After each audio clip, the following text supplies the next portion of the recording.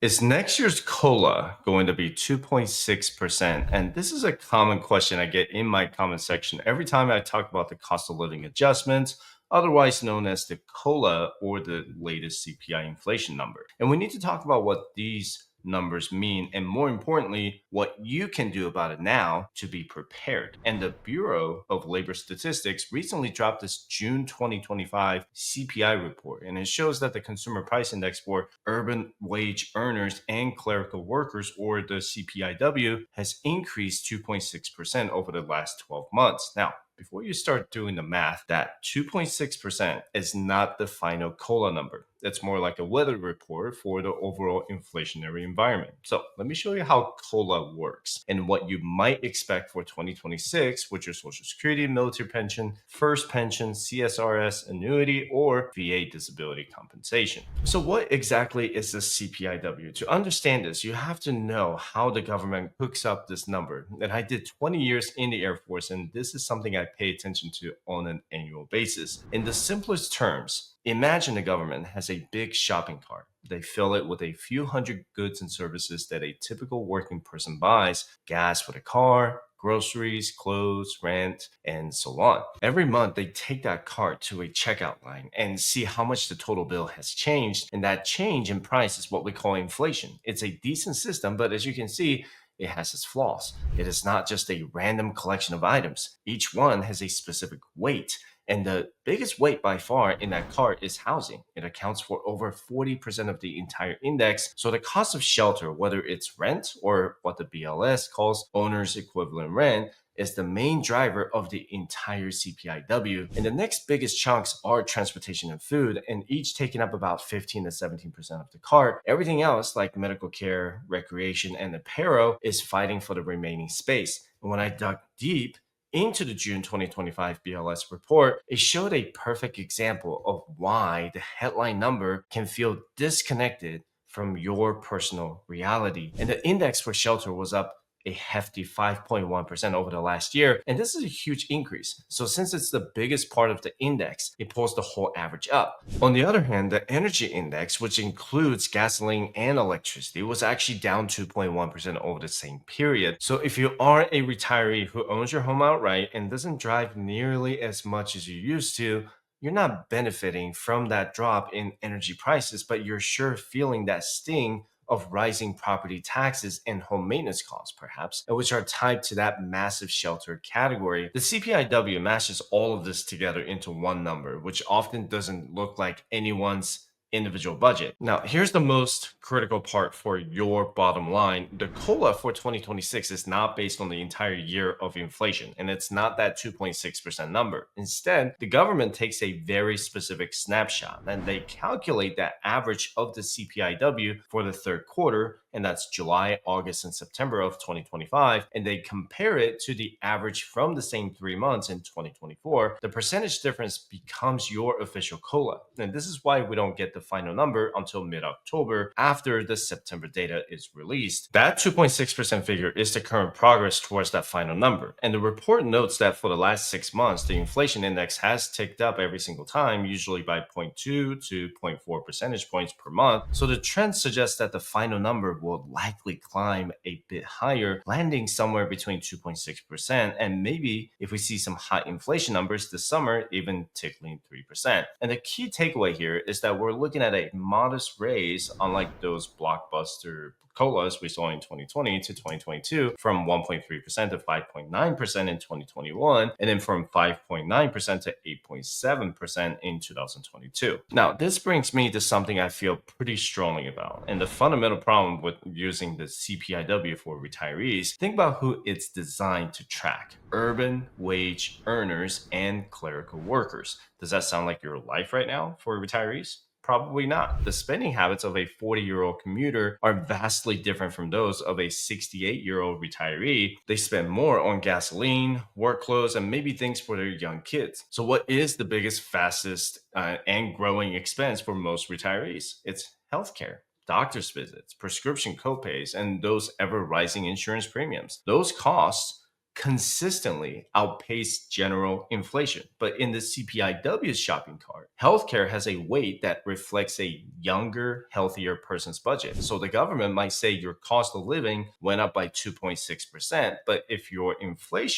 personal inflation was driven by a 6% increase in your medical costs, you're already behind. The COLA you get does not fully patch the hole in your budget. This isn't just a theory. The government's own data proves this point. In the same June 2025 report, the specific index for medical care services was up 3.7% over the last year. And this is already significantly higher than the projected 2.6% COLA. So, right there, the data shows that your single biggest expense category is likely rising faster than your income adjustment will. Now, the criticism goes beyond just healthcare. The CPI-W gives significant weight to things like apparel and new and used vehicles. And for a working professional who needs to maintain a wardrobe and has a long commute, that makes sense. But for many retirees, buying a brand new car or a new suit is a rare event, not a regular expense. Your budget is probably more heavily weighted towards things like CPI-W undervalues, like home maintenance services like landscaping or plumbing, and food at home versus food away from home. The workers tend to eat out more, while retirees often spend a larger portion of their food budget at the grocery store. So when grocery prices are rising faster than restaurant prices, the CPI-W does not fully capture the pain you're feeling at the checkout counter as a retiree. This is why I've been arguing for years that they should be using a different measures, the CPI-E or the Consumer Price Index for the elderly, and many economists would agree with me on this. It's an experimental index that specifically tracks spending for households headed by someone 62 or older, which gives much more weight to medical care. And guess what? Year after year, the CPI-E shows a higher rate of inflation for seniors than the CPI-W does. It might only be a few tenths of a percentage every year,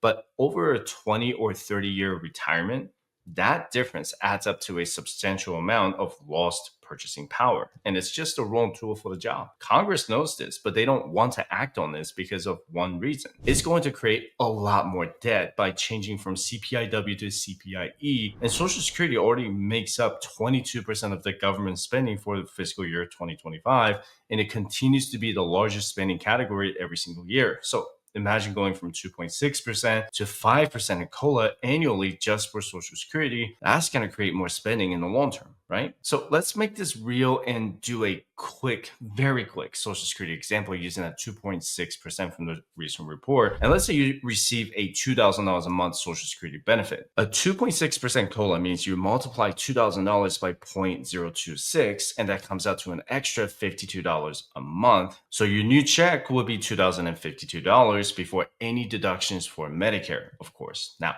$52, that's $624 for the year, and it's certainly better than nothing. And that amount can help offset a higher grocery bill or rising utility costs. But is it a game changer? No. It is a small patch, not a new tire, and you cannot just assume it will cover everything. You have to plan beyond it. Now, this next part is for all of you who served in the federal government or the military, and you have to lean in here because this COLA number doesn't always apply to everyone in the same way, and it's the same starting number, but the end result can be very different depending on your retirement system. If you're under the old civil service retirement system, you're in good shape. You get the full COLA. If the final number is 2.8%, you get 2.8%. The same goes for Social Security beneficiaries and those receiving VA disability. However, if you are a federal retiree under the Federal Employees Retirement System, the rules are different. The FERS has a built-in diet plan for its COLA. So here's the formula. If the final COLA is 2% or less, you get the full amount. If the final COLA is between 2% and 3%, you get a flat 2%. And if the COLA is 3% or more, you get the COLA minus 1 percentage point. Let's use our projection as an example. If the final number lands at 2.8%, a CSRS retiree gets the full 2.8%. But a first retiree, you get a flat 2%. You lose almost a full percentage point right off the top. If inflation surprises us and the final COLA hits, let's say 3.5%, CSRS gets 3.5%, but FERS gets 2.5%. It is a significant difference that compounds over time, and you have to know these rules And don't just hear the headline number in October and assume it applies to you directly. You need to know and check your system and know your formula. So the biggest question still remains. We know a 2 to 3% raise is probably on the way. We also know it's not going to be enough for many retirees, but what in the world do you do about it? I want you to start taking actions now. So here are 3 straightforward, no nonsense things you need to do. First, you must get a strong grip on your 2025 expenses. I'm not talking about a vague idea. I mean every single dollar. And you get a simple notebook or use an app. I don't care what it is. Write down your mortgage, utilities, property taxes, food, gas, insurance, prescriptions, haircuts, that weekly lunch with your friends, everything. You need to know your burn rate. This gives you a factual baseline of what it costs you to live. Without that, you're just guessing. And listen, this is the part where a lot of people just tune out. It sounds like homework, but this is the most empowering things that you can do for your financial life. That this is not about shame or feeling bad about what you spent. You need to look for the leaks, those little recurring charges you forgot about, the subscriptions that auto renew, the 3 streaming services when you only watch one. Once you have a couple of months of data, I want you to do something simple. Just draw 2 columns on a piece of paper. On one side, write fixed. And this is where you list all the bills that are roughly the same every single month. That would be your mortgage or your rent, your car payment, your insurance premiums, or your property tax. On the other side, write variable. And this is everything else: groceries, gas, entertainment, dining out. Your fixed costs are your foundation, and they are hard to change quickly. But that variable column, that's where your power lies. And that's where you have control. And this is where you can make changes to free up cash for your bigger goals. And you can always schedule a consultation with me by visiting firestation.com/consultation. Second, once you have that baseline, I want you to look ahead to 2026. What big ticket items are looming on the horizon? Do you know the roof has only a year or 2 years left in it? Is one of your kids getting married? Do you have a big medical procedure you have been putting off? These are the budget busters. And that little COLA bump is not going to make a dent in a $10,000 expense, for example. By identifying these things now, you can start strategizing for 2026. You can start setting aside cash so that a predictable major expense does not turn into a 5 alarm financial fire. And third, the most powerful move that you can make right now is to declare war on your debt. And I am talking specifically about high interest consumer debt. Credit cards are the enemy of a secure retirement. Think about it. A credit card charging you 25% interest is actively working against you every single second. And that extra 52, 56, whatever that COLA is going to be per month, you might get. If you're carrying a few $1,000s in credit card debt, the interest charges could be double or triple that, or maybe quadruple it. The COLA is just going straight from your pocket into the bank, which simply means you're losing ground. And make a plan, even if it's just an extra $50 a month, and start hammering away at that debt until it is gone for good. So how do you start? Where do you aim first? There are 2 battle plans that people use, and you can pick the one that works for your psychology. The first one is called the debt snowball, and you list all your debts from the smallest balance to the largest, and ignoring the interest rates. You make the minimum payment on everything, but you throw every extra cent you have at the smallest debt until it's gone. When it's paid off, you take all the money you were paying on it and roll it over to the next smallest debt. In this way, you get quick wins, which build momentum and keep you motivated. The second method is the debt avalanche. So you list your debts from the highest interest rate to the lowest, regardless of that balance. And you make minimum payments on everything and throw all your extra money at the highest interest debt.